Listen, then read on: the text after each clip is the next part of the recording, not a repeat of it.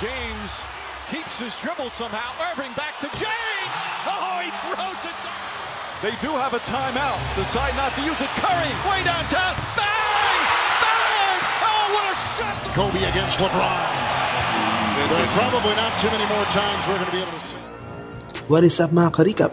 Andito naman tayo for another video. Kung bago ka lang dito sa channel natin, huwag kalimutan mag-subscribe at i-click ang notification bell para updated ka sa mga video katulad nito.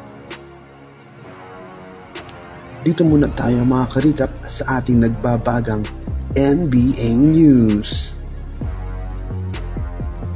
Luka Magic, naungusan na si Joel Embiid sa weekly Kia race to the MVP ladder? Last week ay matatanda ang pangalawa si Embiid sa listahan pero ngayon ay pangatlo na lamang siya mga karikap. Gayunpaman, si Joker pa din ang nauuna sa race na ito. Panoorin muna natin ang mga naging ganap sa mga laban nila Luka Doncic. Napakatindi talaga maglaro ni Luka, may outside shooting na, may mga drive pa. Sa ngayon mga karikap, sila ang pangalawa sa ating NBA standings sa West na may record na 9 wins and 3 losses. At pinangungunahan pa din sila ng Denver Nuggets na may 9 wins at 2 losses. Sa kabilang banda naman mga karikap, Draymond Green, suspendido ng 5 games without pay at magmumulta pa siya ng $769,704 dahil ito sa nangyaring scuffle sa laban ng Warriors at Timberwolves na sinimulan nila Klay Thompson at Jaden McDaniels.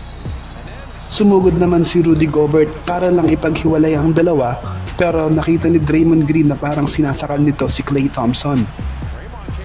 Kaya naman sumugod din ito at hinadlock niya si Gobert mga karikap. Naglabas din ang NBA ng multiple players fines and suspensions dahil sa nangyaring ito mga karikap. Dito naman tayo sa kaso ni Kelly Oubre Jr. Mga otoridad ng Philadelphia Police mga karikap, wala pa ding nahanap na ebidensya para sa kaso ni Kelly Oubre. Matatanda ang di umano'y na hit and run si Kelly Oubre noong November 13, 2023. Inaabang ang laban nila Victor Wembanyama at Chet Holmgren. Hindi nga ba naging maganda dahil tinambakan ng OKC Thunders ang San Antonio Spurs? Gayunpaman mga karikap, naging maganda pa din ang performance ng dalawang mga higanting ito. At nagpamalas din sila ng mga outside shootings at dunks mga karikap. Nagtala si Victor Wembanyama ng 8 points, 14 rebounds at 2 assists. Si Chet Holmgren naman ay may 9 points, 7 rebounds at 3 assists. Sa tingin nyo mga karikap, solid performance ba ang ginagawa ng dalawang rookie na ito? Comment nyo lang yan sa baba. At ganoon din sa ating iba pang mga balita. At ngayon mga karikap, dito naman tayo sa mga nagdaang matindihang laban last week, November 11 to 17, 2023. Mga solid na laban ang mga ito dahil mga dikit ang karamihan. Ito ang ating laban noong November 11.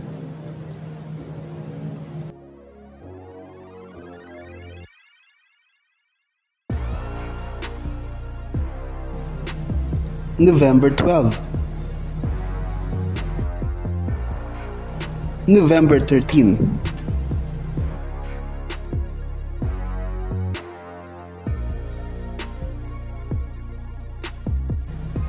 November 14. November 15.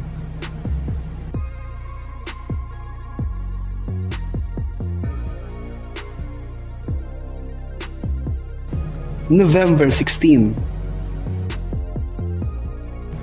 At November 17. It's shout-out time! Shoutout nga pala kila Idol Noah Junio at Idol ang nakaraan 122. Thank you sa inyo mga karikap. Maraming salamat sa panonood mga karikap.